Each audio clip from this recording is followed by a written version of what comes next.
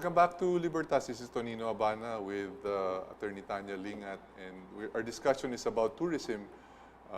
We discussed infrastructure, and then I gave an example of a new airport that just opened in Palawan. It's San Vicente Airport. I think one of the things that we should be discussing next, Attorney Tanya, is the increase in tourist arrivals sa Pilipinas. We've had steady increase for the past few years, but apparently it's still not comparable to our neighbors. Kasi noong 2000, we had 2.2 million tourists, and last year we had 5.9 million tourists. But if you compare yung tourism arrival natin with Thailand, in 2001, they had 10 million tourists. Wow. But in 2016, it tripled, more than tripled. It's now 32 million. So, ano kaya ang reason kung bakit hindi tayo makahabol dun sa Thailand in terms of number of tourists? Well, I guess for the past recent years, because yung nagka-problem tayo sa airport, like tanimbala and all that. So it caused may mga negative issues. Yes, it affected the tourist Perception siguro. Yes. And also, of course, in congestion nga sa airport, which is parang kung ikaw ang tourist, very hassle I that think you one have of the- to wait Yeah. for how many hours just to get to your destination. May mga delayed flights, like for local flights, they are delayed for like 3 to 4 hours, which is, if I were the tourist, di ba? Parang I'd rather go to different country na lang. Oh. Yes. I think one issue also, Tanya, is the current terrorism situation we have in Mindanao.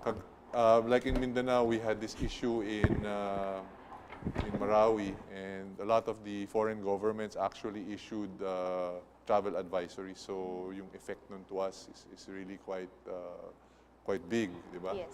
So how does a country recover from something like that? Paano ba makaka-recover ang Pilipinas? We've had those kidnappings in Dos Palmas, kidnappings of foreigners in Davao, kidnappings, and then this thing in Marawi. So how do we improve our image in terms of safety? May paraan ba na dapat gawin tayo? Or What do you think? What do you think? okay yung ngiti mo eh. You get it. Yeah, it's a problem that has to be resolved by all the agencies of government.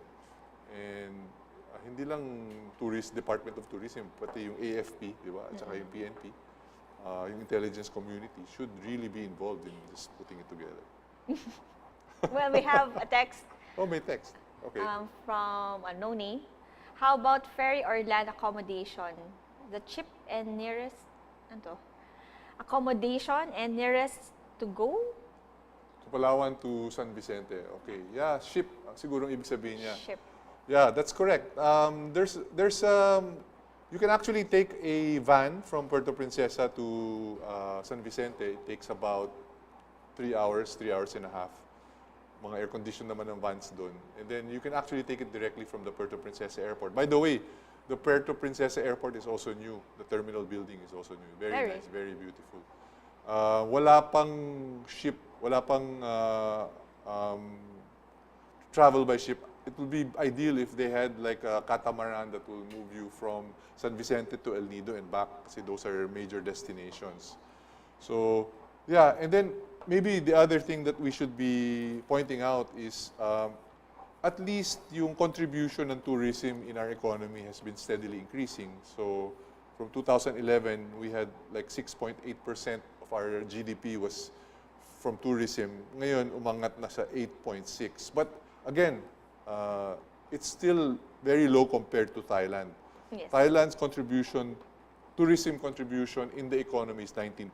So ang laking income ng buong bansa na nakukuha from tourism. We should really develop our tourism, because if we do that, then it will boost the economy more. So dapat pagtuunan ng pansin yung infrastructure, pagtuunan ng pansin yung Actually, peace and there are order. proposals made for parang newly built na mga airport and seaport I think they have proposals to build a mixture of airport and seaport in Sangley Point, Cavite. Right. And also another international airport near Metro Manila, which is located in Bulacan. Yeah. So hopefully, One of soon. those will, Yes. will material. But definitely yung Clark Airport is going to be Yes. constructed. We don't have any shortage of beautiful spots, di ba? And beautiful people. Yes. And you know, the Filipinos are very welcoming, di ba? The tourists always say that we always smile. At least you always smile. And we don't have any shortages. And I'll show you another clip that I took from San Vicente because we went island hopping. Yes. It's a little bit jerky because it's hard to take a video while you're on the banca. So can we show our island hopping trip? Because people are not aware of the attractions that are available in San Vicente, Palawan. Hello, we're at the Baywalk here in San Vicente, Palawan. And the reason why we're here is because we recently booked a tourist boat to visit the islands behind us. Beautiful islands. A while ago, the boatman or the boat station manager explained what islands you can see here and how to book a boat. There are like more than 30 islands behind me here in San Vicente, Palawan, and most of them are really absolutely beautiful with natural marine life and sea turtles. If you go early enough, you can swim with the sea turtles. So come with us. We're going to explore the islands, and I'm excited. My friends are excited. Come to San Vicente, Palawan.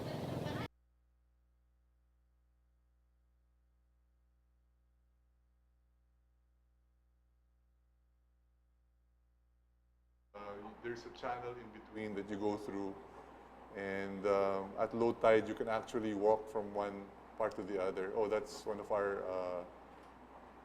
people who went with us. So there are 30 islands. You go through that channel, and then both sides have white sand beach. In fact, there are dogs from one island that swim to go to the other island if there are tourists on the other side because they give them So food. can you rent out a boat? Yeah, the system of renting boats in San Vicente is very very organized. They have a system where you pay a certain standard rate, and they follow all the safety rules and procedures. And I think that's also being adopted by other places like Boracay, Bohol, and some other tourist destinations. So the system has to be there in place for standardizing the charges for rates and for van rentals and so on. Because the last thing you want to hear is tourists being cheated. Have you ever been cheated by any of those taxi drivers or Taxi drivers, yes. taxi drivers? Really? Yes. So you're really Uber. Yes, You're in Uber. favor of Uber, Yes. and It's more convenient and more comfortable, and yun. and then alam mo na kung magkano babayaran Yes, mo. exactly. You don't have to bring out cash. Yes. So baka they can have an Uber system for bangkas as well. Bangkas and then vans. I think that's impossible. Wow, why not? It's possible. See how beautiful. Because you get to wait para sa different islands. You get to stay there for like 2 hours muna. And then, Yeah, ito naman kasi pag pumunta ka doon, you check which islands you want to go to. I Tapos see, okay. kung gusto mo maka 3 islands, 4 islands, 5 islands, What if depends you on your want to time. eat seafood? Okay. Is it possible to Ang get maganda dito, your the catch? fare includes the boatman prepares the food. Nice. So, sasabihin mo na sa kanya what you want to eat. And then, lulutuin niya for you. Ang importante is, they take care of your garbage. Ano yun, they catch it for you? Hindi naman. It will take time to catch. But you can go fishing if you No, want. we went to Bicol last year, and that's what we did muna. Namalengke muna kami. Then they Yes. took care of the... Yeah. Ito naman hindi. The boatman already brings the fish, the crabs, the vegetables, and the fruits. Let's And go then, there. Sarap. But it's a system also that they also use in Honda Bay and some other places in the Philippines. Ang importante kasi is, let's talk about the environment. Yeah, okay. The boatman also has to take care of the garbage. Yes. And then the tourists also should be cooperating by not throwing plastic in the sea, by not destroying the environment, by not taking home the shells, di ba? Kasi bawal yun eh. Shells? Oo, bawal iuwi yung mga malalaking shells and bawal mag-uwi ng sand. Sand, yes. Yeah. So sa Boracay, gustong-gusto nila iuwi yung sand kasi they want to take home a piece of Boracay with them. Eh kung a million tourists take 1 kilo of sand, di wala ng sand sa Boracay, di ba? Ikaw ba nag-uwi ka ng sand? No. Ano gagawin ko sa sand? I know you just take home memories, di ba? You just take Yes. home memories. That's why we have cell phones to capture memories. Ah, okay. So let's talk about the development and the environment. Yes. Kasi we've heard about the environmental disaster that's happening right now in some of our tourist destinations. Like you hear complaints about Boracay being overcrowded, and then during some seasons in the year, nagiging green yung water. Yes. So the government should really regulate yung development. El Nido, for instance, the islands are fine, but if you go to the town, they built almost on the water. Ah, yes. Oo. So, Hindi at nila saka, pina-follow yung hindi nila parang... pina-follow yung setback. Boracay is the same. They should also follow the proper sewage treatment. The government should really be spending for sewage treatment plant, water treatment plants. Kasi yung iba, ang ginagawa nila, walang septic tank. So, saan pumupunta yung waste? So, it goes to the sea, di ba? And then you go swimming there, you go sunbathing there. Kaya nagkakaroon ng red tide, nagkakaroon ng problema talaga yung place. Now, ang maganda sa San Vicente, since it's a mastered planned community, yung TIESA, which is the Tourism Authority, has declared the whole area a tourism economic zone. And together with the local government, they've imposed stringent rules on building. So sa San Vicente, you cannot build anything. There's a 50-meter setback from high tide line. Hindi ka pwede magtayo anything permanent from 50 meters. Wala. Only mga movable, mga huts or tables and chairs. So malaking bagay yun kasi at least may setback. And then meron din silang height restriction. Bawal magtayo ng 2-story building kung within the pagkatapos ng 50 meters, medyo malayo ka dapat. So, meron silang mga restrictions na tulad nun. Okay. And may question? Sige. Yes, we have a text. Good evening, hosts. To address the negative effects of tourism is to fully support our president in his endeavors for our country. This is Vincent of Benguet Province. Thank you, Vincent. You agree with that? Yes. Yeah, we should support the government, the president, in their efforts for peace and order, di ba? And yun nga, I'm going to ask you something. Among the negative things that you've seen being done to the environment, what was the worst thing that you have seen as a tourist? Ano yung pinaka-worst na nakita mo na ginawa nila that's negative to the environment? When they throw garbage or trash in the sea. Yun. Just imagine how many tourists we have here in the country every year. Just imagine how many kilos of trash and we cannot, Especially plastic. Yes. Kasi yung plastic is not It endangers everyone, not only us, but also the species in the sea. Oh. Well, just look at Manila Bay, di ba? Yes. Kita mo kung gaano ka sometimes. That's the worst. Even parang plastic wrap lang ng candy.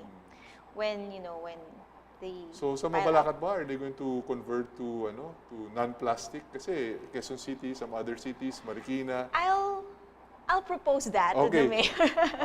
We'll discuss that. We'll have a break, and then when we come back, Attorney Tanya will discuss her proposal for Mabalacat to convert and not use plastic anymore. Yes.